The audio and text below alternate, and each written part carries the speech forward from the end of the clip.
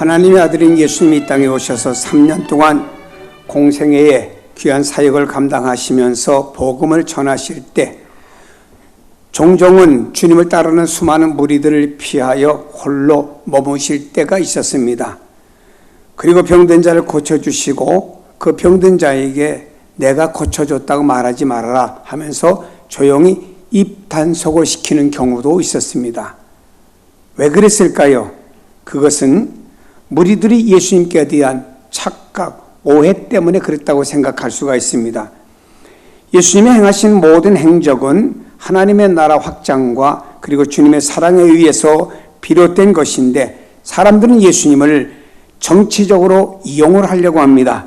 억지로 잡아서 임금을 삼고 로마를 향해서 무력혁명을 일으켜서 다윗의 나라를 건설하려고 하는 것이 그 당시 국민들의 소망이었습니다.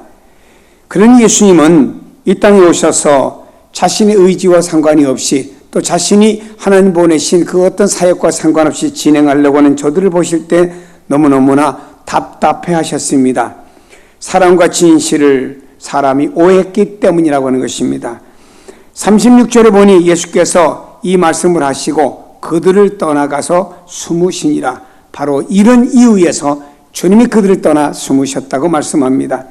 여기에서 예수님께서 이 말씀하셨는데 이 말씀은 무엇을 가리킵니까? 십자가를 지심으로 사탄의 세력이 초토화되었다고 하는 것을 가리켜 이 말씀이라고 하셨습니다. 세상의 임금이 쫓겨나리라고 31절에 말씀했습니다.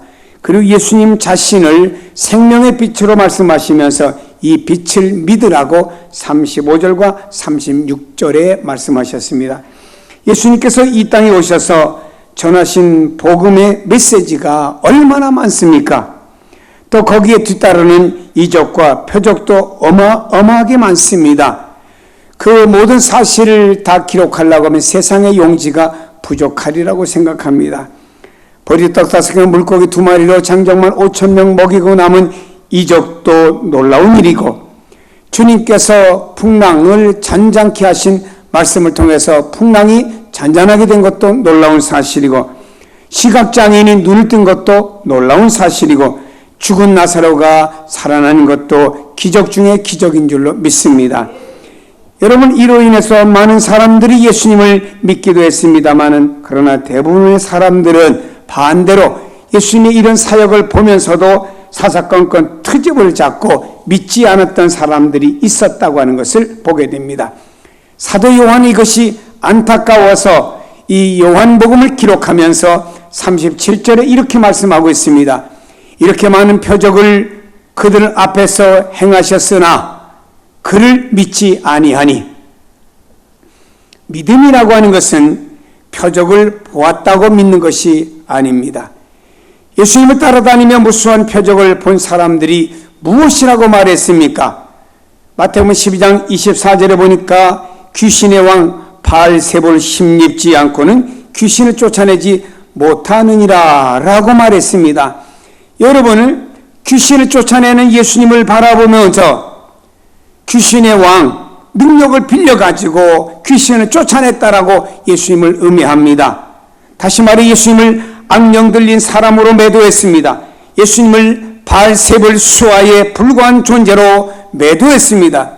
엄청난 기적을 눈앞에 보면서도 저들은 절대로 믿지 않았다라고 하는 것을 볼 수가 있습니다.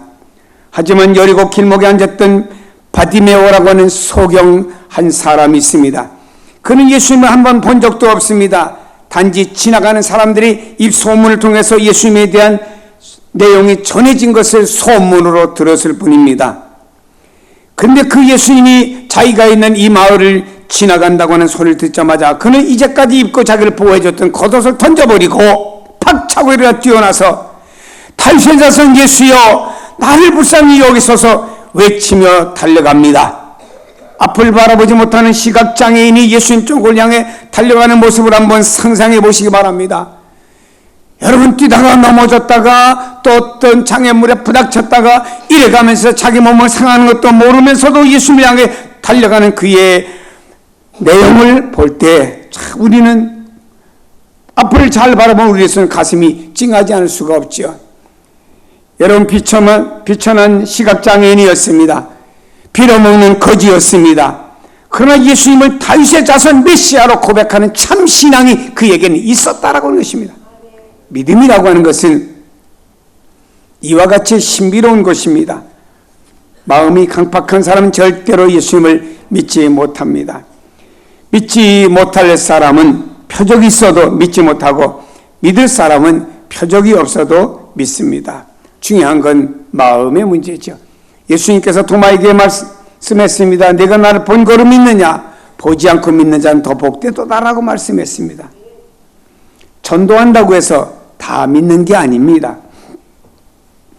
심령이 완악한 사람은 받아들이지 못합니다.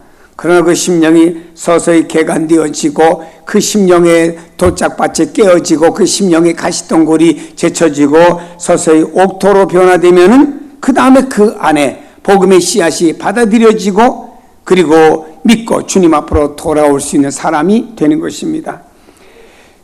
여러분, 이것이 내 마음대로 되는 것이 아닙니다. 내가 믿고 싶다고 해서 믿는 게 문제가 아닙니다. 그래서 주님을 우리가 나의 구주로 고백하고 믿음 안에 사는 것이 얼마나 복된 것인지를 좀 생각하시고 감사하는 성도가 되십시다. 여러분, 예수 그리스도를 믿는 여러분, 세상에서 가장 복된 하나님의 자녀라는 사실을 기억하시기 바랍니다. 예수님의 수많은 표적을 보면서도 믿지 못하는 사람들이 많았습니다. 반면에 어떤 사람은 예수님을 마음으로 믿으면서 표현을 못한 사람도 또 많았습니다. 42절에 보니, 그러나 관리 중에도 그를 믿는 자가 많되 바리새인들 때문에 드러나게 말하지 못하니 이는 출교를 당할까 두려워함이라 라고 말씀합니다. 관리들 중에서 믿는 사람들이 많았다고 말했습니다. 북한 땅에는 말이에요, 지금도 그 당원이나 관리들 중에서 예수 믿는 사람들이 많이 있답니다. 그러나 드러내지는 못한대요. 숙청을 당하니까. 이 당시도 보니까 바리새인들이나 수많은 그 당시에 지도자 위치에 있는 사람들이, 믿는 사람들이 많았습니다. 그러나 드러나지는 못했습니다. 겉으로는 안 믿는 척하고 속으로만 믿습니다 그랬어요. 그 중에 대표적인 사람이 니고데모라는 사람이었고, 아리마대 요셉과 같은 사람이었습니다. 그래서 이 관리들은 사람의 눈치가 보이니까 밤중에 예수님께 찾아와서 예수님과 상담을 한 사람 중에 하나가 니고데모라는 사람이지요. 근데 여러분, 사람들이 드러냈고 예수님을 믿지 못하고 안 믿으면서 속으로는 믿습니다 하는 이유가 무엇입니까? 겉으로는요, 전혀 믿음의 사람에 무엇이 없어요. 근데 속으로는 믿어요. 그 이유가 뭐죠? 성경 말씀합니다. 이는 출교를 당할까 두려워함이라 그랬습니다.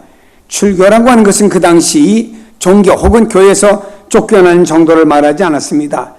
유대교에서는 출교라고 하는 것은 사형 선고와 같은 것입니다. 유대교에서는요, 세 가지의 출교 형벌이 있습니다.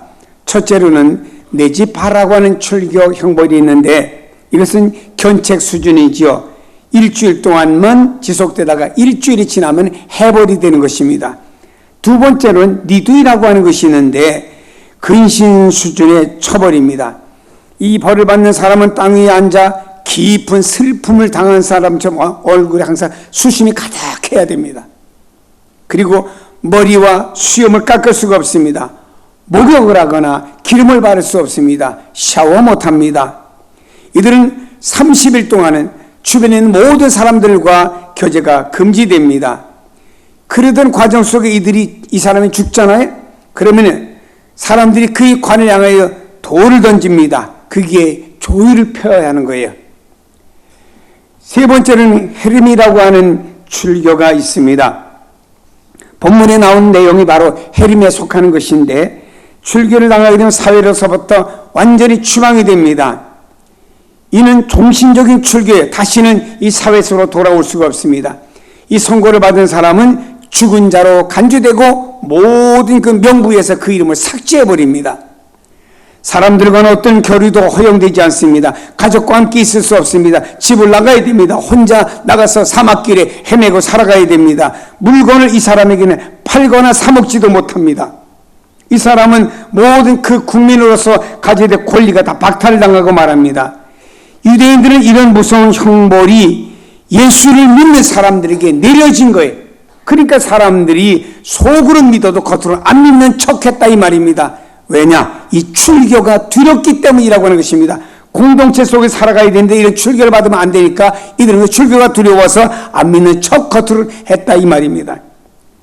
여러분, 이쯤 되는 형벌이 가해진다고 하면 아마 여러분들이 이 자리에 있었다고 하면 어떻게 하겠습니까? 예수를 믿겠습니까? 안 믿겠습니까? 아니면 니고데모처럼 겉으로는 안 믿는 척하면서 하나님 중심 속을 보신 하나님 나는 중심으로 믿습니다 라고 하겠습니까? 매우 이것은 우리에게 심각한 문제로 도전을 받아야 됩니다. 근데 이런 무슨 형벌이 가해짐에도 불구하고 당당하게 예수님을 믿고 따랐던 사람이 있어요. 요한복음 9장에 보니까 한 시각장애인을 소개하고 있습니다. 이 사람은 예수님으로부터 병이 나았어요. 치유함을 받았습니다. 그러니까 예수를 믿는다고 하는 죄목 때문에 바리새인들이 이 사람을 문책을 하고 출교했습니다. 다시는 공동체에 들어와서 살 수 없는 사람이 되어버리고 말았지요.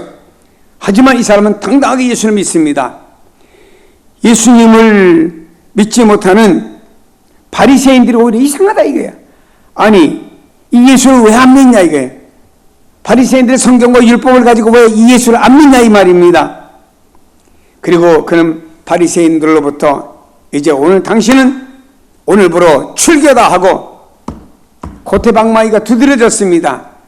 그 소리를 듣고 딱 그 바리새인들이 있는 데서 나오면서 너무나 이 시각장애인이었던 눈을 뜬 사람은 기뻤습니다. 예수 믿는 게 너무 좋았어요. 그런데 문 나오자마자 또 누굴 예수님을 또 만났습니다. 예수님께서 그 사람을 보면서 내가 인자를 믿느냐라고 물었죠. 요한복음 9장에. 그때 시각장애인이었던 눈 뜬 사람은 고백했습니다. 내가 믿나이다 하고 예수님께 절을 했어요. 예수님의 물음 속에서는 내가 이렇게 출교를 당하고 더 이상 공동체와 살 수도 없고 내가 마음대로 물건을 사거나 팔 수도 없는 이런 상황임에도 불구하고 가족들과 함께 살 수도 없는 상황임에도 불구하고 그래도 네가 나를 믿겠느냐? 물으신 거죠. 그래도 난 주님을 믿습니다. 변함이 없습니다. 그 앞에 절을 했다 이 말입니다. 야, 대단한 믿음이에요. 여러분 이 장면 한번 드라마로 한번 생각해 보세요. 얼마나 놀랍겠습니까? 이 사람은 출교를 당한 사람입니다. 그럼에도 불구하고 예수님께 엎드려서 내가 믿습니다. 내가 믿습니다. 그는 누구와 더불어 함께 살 수 없습니다. 친구와 더불어 밥을 못 먹으며 가족들과 함께 식사도 못합니다. 이런 상황 속에 나 홀로 사막이든지 어디 가든지 뭐 풀뿌리 캐먹든지 간에 혹은 가서 열매를 따먹든지 간에 혼자 살아가면 쓸쓸한 외로운 존재입니다. 그렇게 살아가다 생을 맞춰야 됩니다. 그럼에도 불구하고 이 사람은 나는 주님을 믿습니다라고 고백을 한 겁니다. 이 사람 입장에서 보면 주님 당신은 내 눈을 보게 하셨습니다. 나를 이토록 사랑하셨습니다. 이 은혜를 내게 입게 하셨고 내게 구원의 은총을 베풀어 주셨습니다. 이런 예수님을 내가 어찌하여 부인할 수가 있겠습니까? 라고 유대인들로부터 출교를 당했지만 나는 예수 믿는 사람으로서 당당하게 모든 내용을 받아들였다라고 하는 것입니다. 성도 여러분이 사회 속에서 내가 어떻게 좀 더 사람들과 혹은 사회 속에서 나은 위치에 살아가기 위해서 왜 주님을 타협을 하십니까? 이건 신앙의 모습이 아닙니다. 우리는 어떤 삶 속에서 당당하게 나는 주님을 믿습니다. 시각장애인이 고백했던 것처럼 우리도 고백을 해야 주님께서 내가 어떤 상황 속에 나를 고백했구나, 내가 이 땅 사람 앞에서 나를 시인하면 하늘에서 나는 하나님 아버지 앞에 너를 시인하겠다는 주님의 말씀이 그 사람들에게 적용이 되는 겁니다. 사랑하는 여러분, 이런 멋진 믿음을 좀 갖기를 바랍니다. 전쟁에서 승리한 것보다 더 늠름하고 당당한 모습이 아니겠습니까?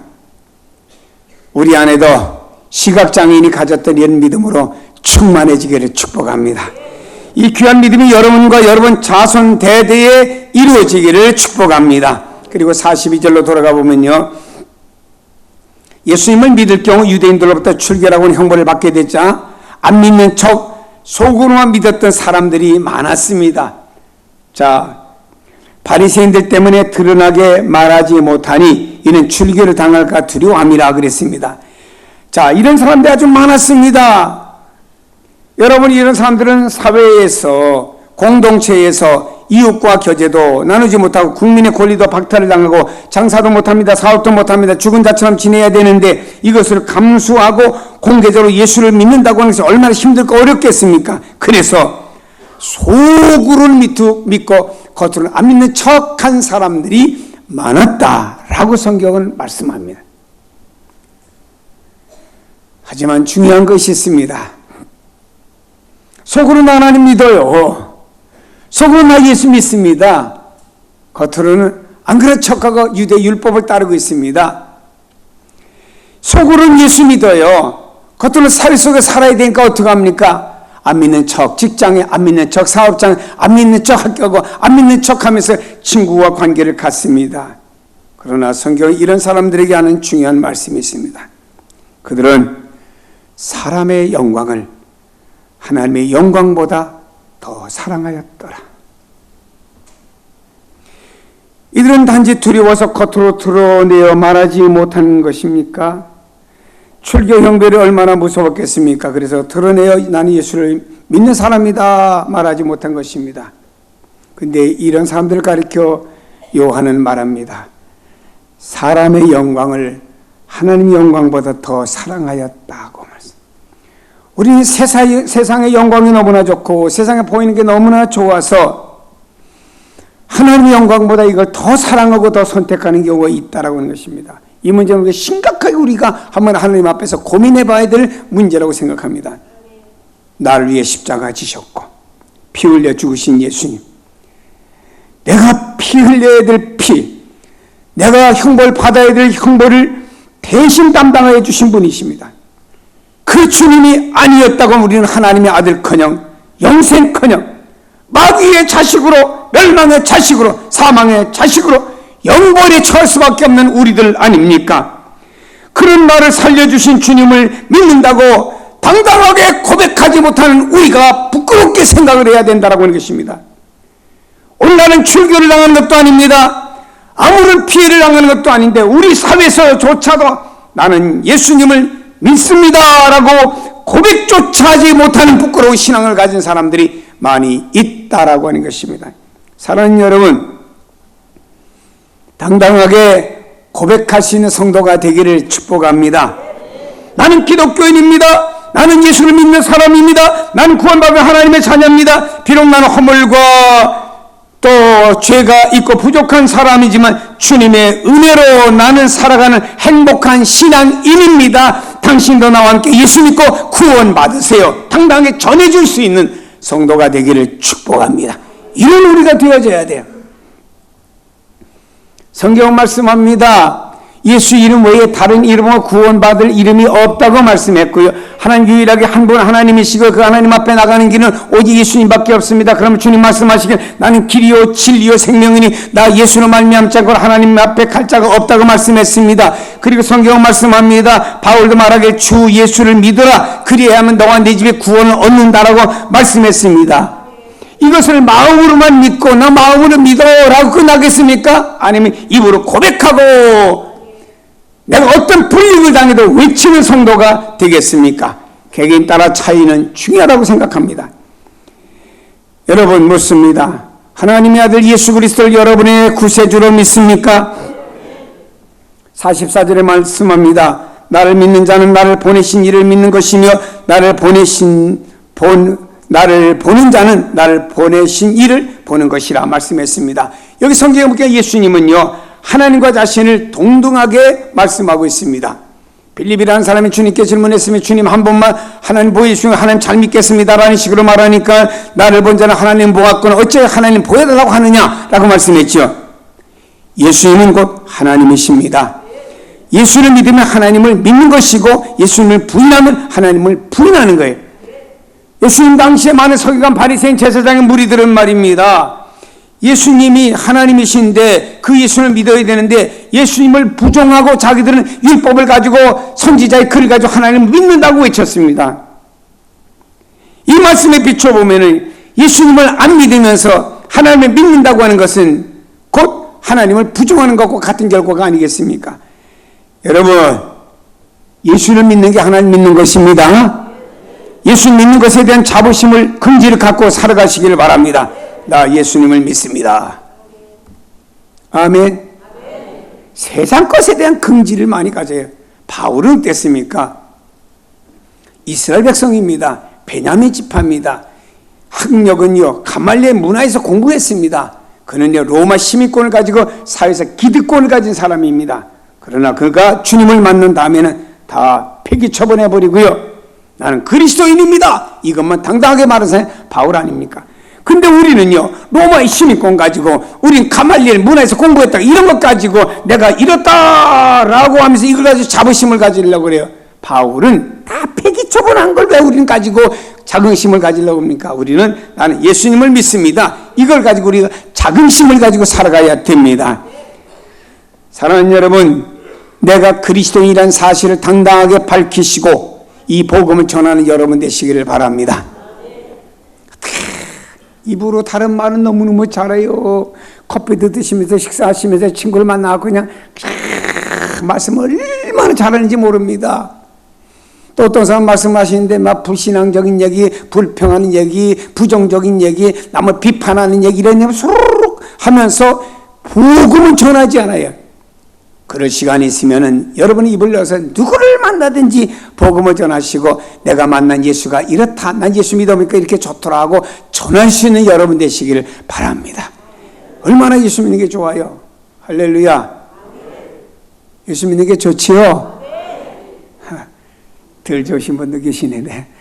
예수 믿는 게 좋지요. 우리가 예수 믿고 얼마나 행복한지 몰라요. 예수님이 없었으면 우리 마귀 자식들이요, 형벌받고 멸망받아야 됩니다.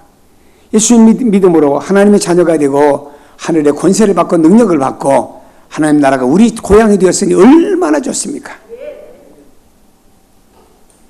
두바이 가면 7성 호텔이 있답니다. 거기는 숙박 그냥 가서 관광하고 들어가서 커피숍만 구경하고 나오려고 들어가도 입장료 내고 들어가요. 호텔이에. 하나님의 나라는 7성 호텔에다 되겠습니까? 어마어마한 주님의 나라인데, 그런 좋은 곳을 볼 때마다 이렇게 느끼셔. 야, 좋다. 야, 이곳에서 살았으면 좋겠다. 에휴, 우리가 무슨 능력으로 살아? 구경이나 하고 가자. 에휴, 내 팔자에 저 팔자에 하지 마시고.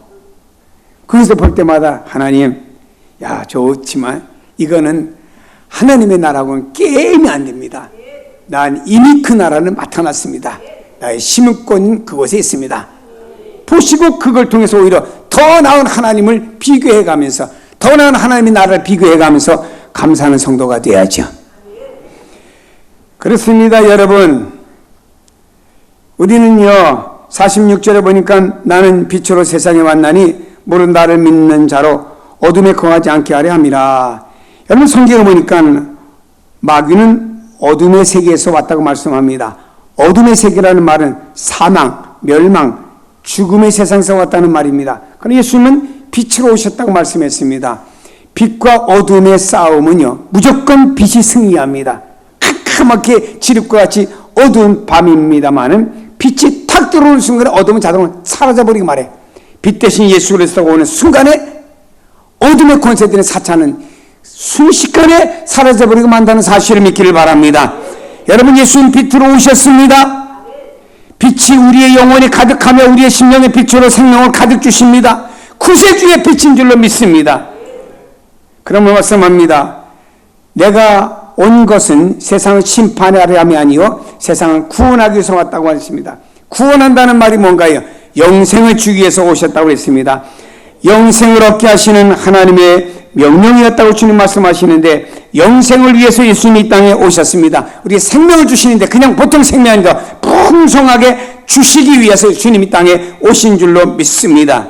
사랑하는 여러분, 예수님의 이런 사랑을 위해서 저와 여러분들이, 온 인류가 영생과 구원의 반열에 줄로 믿으시기를 바랍니다. 그렇다고 하면 이것은 우리만 가지고 독식하면 너무나 아깝고 안 됩니다. 누구에게든 전해서 당신도 예수를 믿고 이 영광의 세계에 들어오라고 전해야 됩니다. 스필버그의 감독으로 되어 있는 라이언 일병 구하기라는 영화가 나왔지요. 저도 한번 TV로 한번 봤어요. 야, 감동적입니다.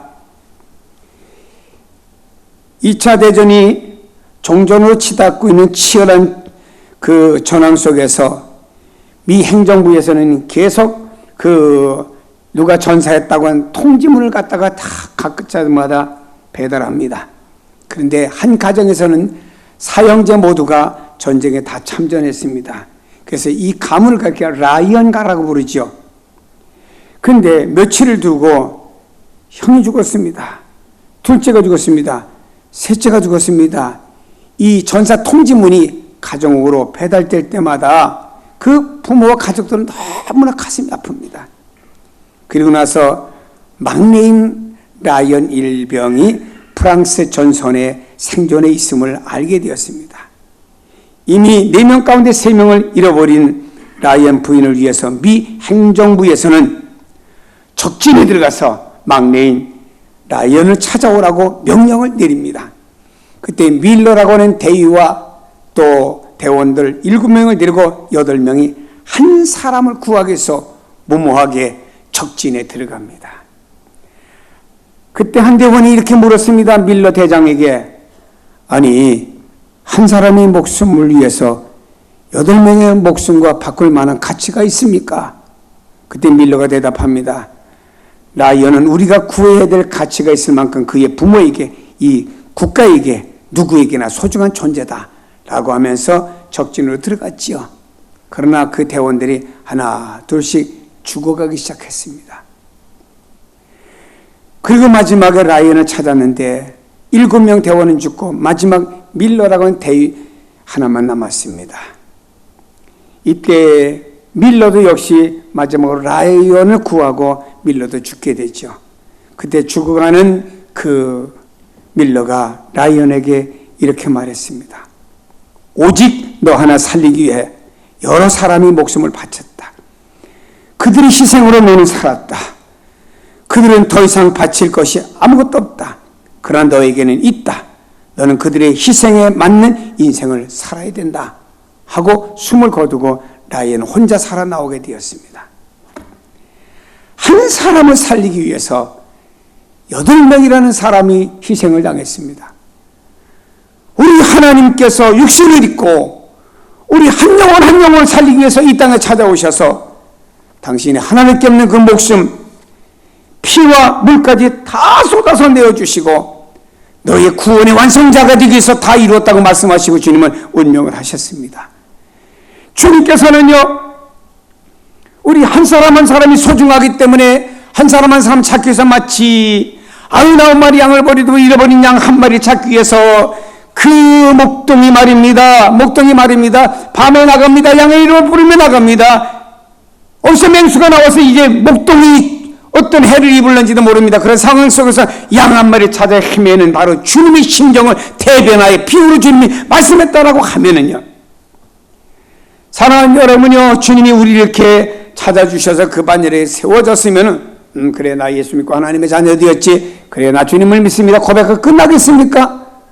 우리 주변에 이 사랑을 받아야 되고 이 은혜를 받아야 되고 이 혜택을 받아야 될 사람들 얼마나 많습니까? 사랑하는 입장만 바꿔놓고 주님의 심정을 한번 되어보십시다. 나를 구원하시고 지금 살아 역사하시는 주님의 심정을 한번 생각해 보시고 주님이 나를 통해서 이 영혼들에게 무엇을 하기를 원하는지를 한번 생각해보고 우리가 이렇게 잠잠할 수가 없습니다. 시간 나거나 누굴 만나거나 나가서 예수를 전해야 됩니다. 바울이 말했습니다. 예수의 복음을 전하지 않으면 내가 화를 받을까 두려워서라도 난 이 복음을 전한다고, 억지로라도 이 복음을 전한다고 그의 솔직한 마음을 표현한 것을 들어보지 않습니까? 사랑하는 여러분, 미국의 전직 대통령 지미 카터, 이 사람은요 매년 동안 14가정을 찾아서 복음을 전했습니다. 10년 동안에 140가정에게 복음을 전했습니다. 1년에 한 명 전도하는 것도 힘든데, 평생에 한 가정 전도하는 것도 힘든데 1년에 14가정씩, 그리고 10년 동안 140가정의 복음을 전했다고는 대단한 열정 아니겠습니까? 카터의 마음에 나는 10년 동안 140가정의 복음을 전했습니다. 그리고 그 가운데 상당한 사람들이 예수님을 믿고 있습니다라는 긍지를 가지게 되었어요. 그러다가 그가 1966년 카터는 조지아 주지사를 출마하면서 선거운동을 하게 되었습니다. 근데 그 기간이 3개월 동안에 30만 명이 넘는 사람을 만나고 악수를 했습니다. 주지사에 당선되었습니다. 그러나 하나님 앞에 감사합니다. 기도하는 가운데 부끄러운 가책을 느끼게 되었습니다. 하나님, 내가 주지사가 되기 위해서는 3개월 동안에 30만 명을 만났어요. 그러나 하나님을 위해서는 10년 동안에 한 일은 겨우 140가정에게 복음을 전했습니다. 나는 보통 부끄러운 일이 아닙니다 하며 자신을 부끄럽게 생각을 했습니다. 그래서 그는 은퇴한 다음에 집 없는 사람에게 무료로 집을 지어주면서 복음을 전하기 위해서 국제 헤비다트 운동의 고문이 되어가지고 전 세계 다니며 소외되고 가난한 사람에게 집을 지어주면서 예수의 사랑과 복음을 전해주고 있지 않습니까? 사랑하는 여러분, 우리는 선택이 아닙니다. 내가 진정 예수 그리스도의 보혈을 통해서 살아났다고 하면 우리는 누구를 만나든지 모든 만나는 사람에게 예수님을 자랑해야 됩니다. 내가 믿으니까 좋더라. 당신도 생명의 예수를 믿어야 된다. 모든 사람에게 예수 그리스도를 자랑하면 위에 계신 주님이 내가 땅에서 나를 시인하니 나는 하늘에서 하나님 앞에서 너를 시인해 주겠다 라고 할 때 아름다운 역사가 일어나지 않겠습니까? 여러분 모두 다 여러분이 가진 이 땅의 것이 아니고 우리는 예수님을 자랑하는 성도가 다 되기를 주의 이름으로 축복합니다. 기도하십니다.